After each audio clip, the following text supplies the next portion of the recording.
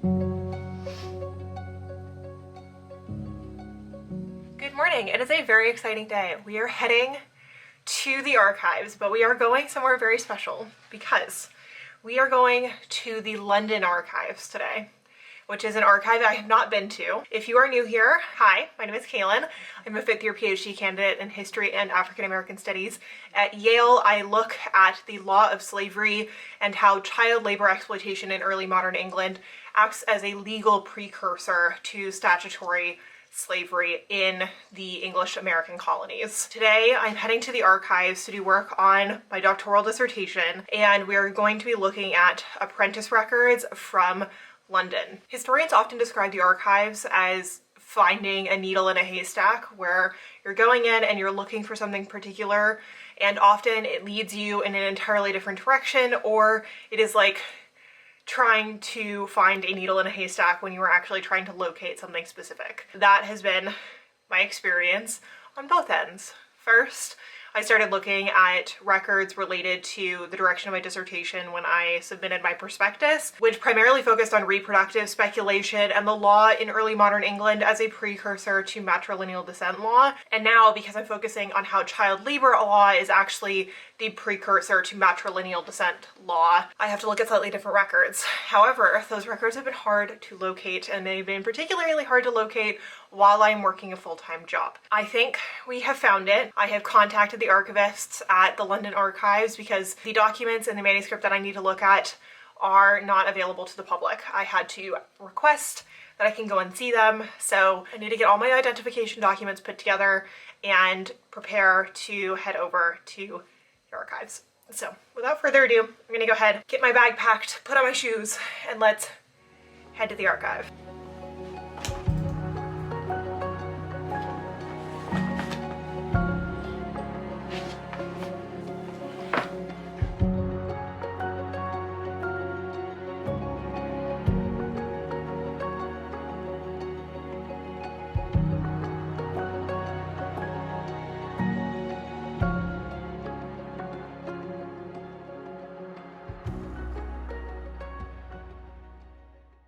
Before we head on into the archive, I want to take a moment to thank the sponsor of today's video, which is BetterHelp. If you have followed my PhD journey thus far, then you know that it has been a roller coaster of emotions and challenges. And over the years, I have tried going and working with therapists, counselors, etc. And one thing that I really struggled with was actually finding a provider that was the right fit for me. I saw a therapist back when I was in New Haven, and while she was wonderful, I just didn't really feel like she was asking the questions that got into the heart of what I was dealing with, and I needed to switch. But because I was moving out of New Haven and moving to London, I just didn't really have enough time to meet with and get myself acquainted with a new therapist. But with BetterHelp, you have access to a roster of thousands of licensed therapists that can help support you through any kind of mental health challenge that you may be facing.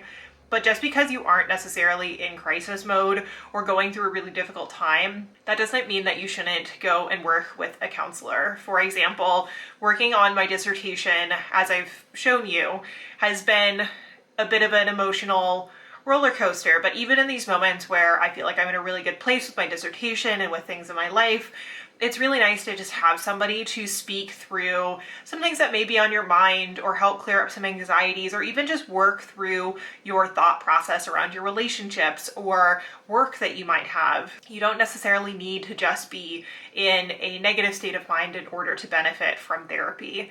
And as I was saying before, it's really important to find a therapist that's the right fit for you and that's actually asking questions that are going to be useful to your development and to your personal growth, to your health. And what's nice about BetterHelp is that when you sign on and you go to seek out a therapist, you can actually identify the various things that you might like in a therapist or things that you might want to be working through. And if you get assigned a therapist that isn't quite the right fit, you can just go ahead and make a switch, and there's not going to be a lot of administrative delays as there might be at your current mental health care provider. So if you want to go ahead and check out BetterHelp for yourself and see the benefits of therapy for yourself, then go ahead and check out the link in the description below. Thank you to BetterHelp for sponsoring today's video. Now let's head into the archive.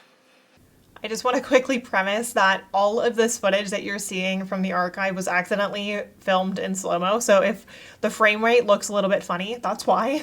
But I was heading into the London archives for the first time. This is a new archive to me, and I was pulling up these apprenticeship records. So I opened up this leaflet and it had all of these individual contracts. These were beautiful documents. I have to say that when you're working with archival materials from the past, there's just something really special about the experience. You get to see where the wax seal was removed. You can see the tattering. You can see the difference in the penmanship that was used. And I just found so many incredible records of indenture contracts, or rather apprenticeship contracts. They were varied in terms of their language, which is interesting to me as a historian because I'm trying to figure out the age of the individuals, which is often not noted. However, most apprentices are under the age of 21. So I just go ahead and start cataloging everything in Notion. I take images of the individual documents. You can see an example to the left side here of what it looks like. I'm just getting the front and the back in case there's any markings or anything that I might want to document. And then I go ahead and catalog it in my primary source database on Notion. You can learn a little bit more about this process in my PhD student workflow video. I'm gonna go ahead and link it in the description in case that's helpful. But after a long day at the archive, I headed out to grab a coffee with my friend Becca, did a little bit of reading on the tube, and it was just nice to end a day in the archive, which is just quiet and oftentimes a little bit physically uncomfortable, to just have a nice chat with a friend and end the day with some introspection. It has been such a good day. I had a really successful trip to the archive. I found a lot of indenture records. The slight challenge is that they aren't from the right period of time for this particular chapter. So this is one of the challenges that I'm facing with the archives and with the records that I need, is that I basically need records from the Elizabethan era, so like the 1590s and then into the early 17th century. I'm having trouble accessing records that go back that far. Part of that is my own lack of experience. So part of the problem is that I don't have as much experience with records of this nature, and so one of my solutions is I'm going to send out a bunch of emails to historians that I know have worked with these records. I'm going to do a lot of mining of their footnotes, and that's one thing I'm going to be doing this evening. Ultimately, I need to do a bit more digging, but the stuff that I looked at today was from the mid-17th century, which was really helpful. And the thing with the indenture records is that I don't even necessarily need a volume of records so much as I need the substance of the records. So I need to know what language they use in describing the contract and the term of the contract, what they say about the age of the individual, if it says the age of the individual. Many don't. That's one of the challenges of needing to kind of correlate that with parish records, from like birth and baptism records, marriages, that kind of thing. It was really helpful to know that the London Archives does have that material, and now I need to do more digging, which is essentially like the entire tune of the story of writing my dissertation. I don't know if I should talk about this in this video, but it's something that's been on my mind all day. The thing that I'm struggling with at the moment is that I genuinely do not know how I'm going to write this dissertation and complete the research for the dissertation on essentially 3 hours a day, 5 days a week. I just don't think it's enough time. And I don't know what to do about that. I think if it were a dissertation that were a little less complex and didn't require as many archival records, then I'd be in a different situation. But I went to the archive today and I only had a day to go look at these records. And luckily, some of the records weren't that useful because they were going into the 18th century, and some of it was even into the late 18th century, which is just not what my study encapsulates. And so it was in a way kind of beneficial because I didn't actually need to look at all the records that got pulled. But if I had tried to fit all of the records that they had for me, if I had been able to actually review them and scan them and catalog them and do all the things that I would need to do, if all of those records actually had been useful, I wouldn't have had enough time. I did one of those packets that was 34 leaflets. I was reading them, I was doing my scans of them, I was writing up my notes in Notion, and that took me 2 hours. 34 documents, cataloging them. If I had been able to actually look at all of them, there were 8 or 9 packets, 2 hours per packet. You can do the math. I don't know what to do. Because the reality is that I need to make enough money to support myself and to support the life that I have with my partner. I need to support myself in paying off my student loan debt and, you know, putting money in savings and trying to make good financial decisions. And so from a financial standpoint, I need to be working full time. And from a professional standpoint, it is beneficial for me to gain the experience working in education technology because that's the career that I want to lead. But the dissertation requires more time than I have, and it requires more energy than I currently have. I have spent the last week like really optimizing my time as best I physically can. I have been going to the gym, I've been getting, you know, a decent amount of sleep, I've been eating well, I've been basically trying to optimize the hell out of every minute of my day so that I can do my work well and I can do the dissertation. But in that time, I have not been able to do any work on content. I haven't really had any time to do any work other than my job and the dissertation. And the reality is that I don't make nearly as much money from YouTube today as I did 2 years ago. There are many reasons for that. It's primarily that I don't take as big sponsorships anymore. I used to work with a lot of technology companies and AI companies, and I don't do that as much anymore, honestly, because it's just more challenging to create the videos that those companies want and that will perform well. I also just don't produce as high production, high value content because I just don't have the time to do so. So I just feel like I'm in like a little bit of a pickle. On the one hand, my goal for this year is to really get as much of the dissertation written as I physically can. But I'm frustrated because in order to do well on the dissertation, I don't know that I have enough time with everything that's on my plate.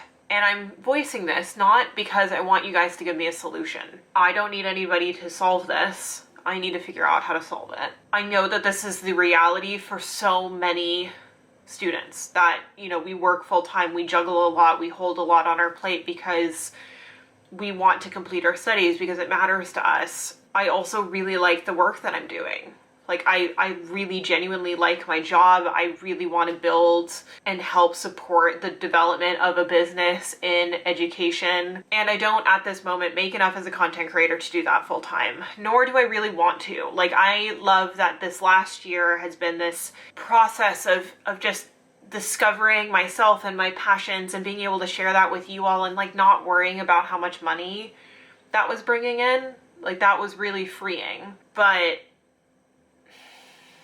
under my current circumstances, I am not making the progress on the dissertation that I want to, and I can't dedicate the time to the dissertation that I want to.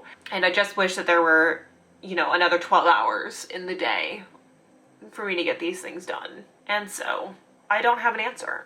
I don't have the perfect solution wrapped up with a bow. And usually I wait to have these conversations and to like film a life update video and have thought through it. And luckily I'm not in a place where I'm like really upset or really, you know, in a bad place. I'm just in a bit of a pickle. Like I feel like I'm in a bit of a, I don't know what to do because I have all of these things that I really love and care about, while simultaneously feeling like I just don't have the capacity to do all these things well. And that's frustrating. Like I think it's it's one thing to lower the expectation for yourself, but it's another to know that you're capable of doing such good work, but because you're spread thin, you can't. And that is the part that frustrates me most, is that I know I'm capable of doing better at my job. Like, I don't think I'm doing the best that I can in my job, but I also don't think I'm doing the best that I can with my dissertation. I also don't think that I'm living up to my potential as a content creator and as a business owner. And I don't know what the right answer is. Like, if I say no to one thing, it opens up more space, but I love everything that I'm doing. So how am I supposed to decide? I don't know. I don't know. So I hate ending videos on like a cliffhanger or this lack of a conclusion, because I take vlogging very seriously. I don't know if it's noticeable to you all, but I really take digital storytelling seriously. And there's so much I wish I could do with my YouTube channel. And there's so many things I want to share. And there's so many things I want to teach all of you. I just don't have the capacity to, like, even with an editor and like, you know, an incredible team at Accepted, and I have an assistant who helps me with the administrative side. I can min-max the hell out of everything, but it always comes back to, if you're doing too much, you're never gonna do it well. You can delegate all you want, but there's so much of the things that I do that requires me. And I like that it does. Like, you know, the reason my work is important to me is because it's work that I'm doing. And I don't want to delegate it. Like, I don't want to give it to somebody else because I care about it. I just wish I could like split myself into 3 people, but I can't. So, anywho, I don't have the answers. I don't have it figured out. I don't know what I'm doing. I'm gonna give it some thought. This video probably goes up, you know, a week or 2 after I'm having these thoughts. And so maybe I have more of a solution by the time you're watching this. I don't know. But I'm trying to speak what's on my mind out loud, because I don't know, every time that I do share these feelings and these thoughts, I feel more like connected to this community online. I feel more, I don't know, like nurtured. And I just really appreciate you all holding that space for me and allowing me to, you know, create this content and be human. I know so many creators where their audience really just wants them to be perfect, and I really appreciate that you give me the space to not be perfect, because I'm not. I'm a deeply flawed person. We all are. It's human nature. I don't think I'm doing everything well at the moment. I think I'm doing everything. I just don't think I'm doing a very good job at it. I want to do a good job. Like, I want to feel proud of the work that I'm doing, and I'm not terribly proud of the work that I'm doing right now. And to me, that's a problem. So, anywho, but I'm gonna go ahead and end today's video, and I just want to say another thank you to BetterHelp for sponsoring this video. I just feel like I have learned so much about myself and my mental health over this last year. Speaking to a therapist and having that space, finding mechanisms to voice these things that are going on in my head, and to feel safe to do this online is something that I wish all of us could have, that feeling of safety and the ability to voice what's going on in your head and in your heart. And so I just wanted to say a final thank you to BetterHelp for sponsoring today's video. If you want to go ahead and check them out, I'll have the link in the description. And again, I just want to thank you for watching today's video. It was both a very exciting one, and also I'm just like ending today a little confused and a little frustrated, but I'm gonna take that as a lesson that this is an indication that I do really care, and that that's a good thing. Like, I want to do a good job. I don't feel apathetic. I don't feel like weighed down by this like depressive pressure, and that to me is a win, especially after last year. So thank you for watching. Thank you for being here. Thank you for your encouragement, and for just following along this like wild journey as we figure out how to finish this dissertation one way or another. So thank you for watching. Thank you so much for being here, and thank you to BetterHelp for sponsoring this one, and I'll see you all in the next video. Bye, friends.